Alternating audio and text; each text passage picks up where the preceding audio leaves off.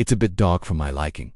Are we there yet? There is a bit of creepy stuff that happened to me a few years ago that I couldn't explain. And although I've tried to rationalize it 1,000 different ways, there are nights when I remember and I still can't sleep. It all started when I moved out on my own for the first time. It was a small apartment, almost at the end of a narrow hallway in an old building in the center.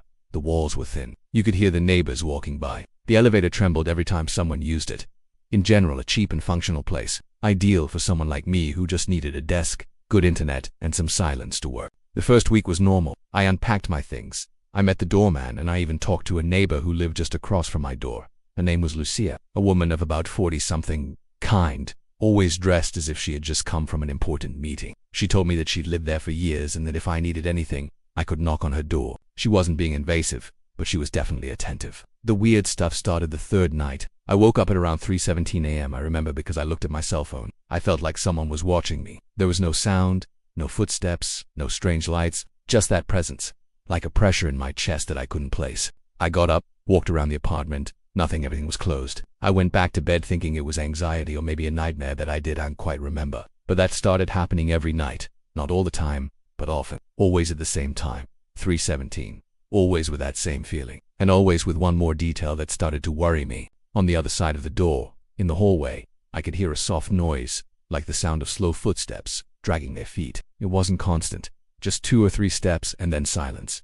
One night, I couldn't take it anymore. I stayed awake, with the door open, waiting for it to be 3:17. And then it happened. The footsteps, the silence, and then I saw something. It was a shadow. It wasn't a clear figure, more like a dark silhouette, as if someone was standing there in front of Lucia's door. I approached slowly, without making a sound. The shadow didn't move. It just stood there. I don't know how to explain it, but I felt a terror so deep it was like nothing I'd ever felt before. It wasn't the fear of being robbed or of a crazy person being out there. It was an ancestral, irrational fear, as if something inside me knew that what was there shouldn't be there. I went back to my room, shut the door slowly, and didn't sleep a wink that night. The next day I decided to talk to Lucia. No answer. I went down to ask the doorman if he'd seen her. And that's when everything got weird. The doorman looked at me confused. "Lucia," he said. "What are you talking about?" "The neighbor in front of me. The one who lives in 3B, I replied. "Ah?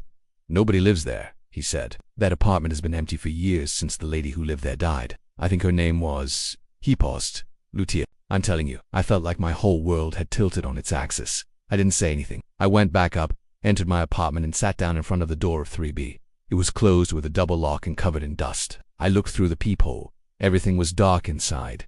Nobody was living there. But I had talked to Lucia several times. She even offered me sugar one day. She even waved to me hello. That night I didn't sleep in that apartment again, nor the next. A week later I moved out without saying a word to anyone. Did I dream it all? Was it my mind, stressed out from being alone and from moving, creating something out of nothing to fill the void? Maybe, but there's one detail that keeps haunting me. When I was packing my things to leave, I found a note on the kitchen windowsill. I don't remember seeing it before. It was written in longhand and said, "Thanks for the company. Now I'm not alone anymore." It wasn't signed, but the handwriting was the same as the one I had seen on the piece of paper that Lucia had given me when I first moved in.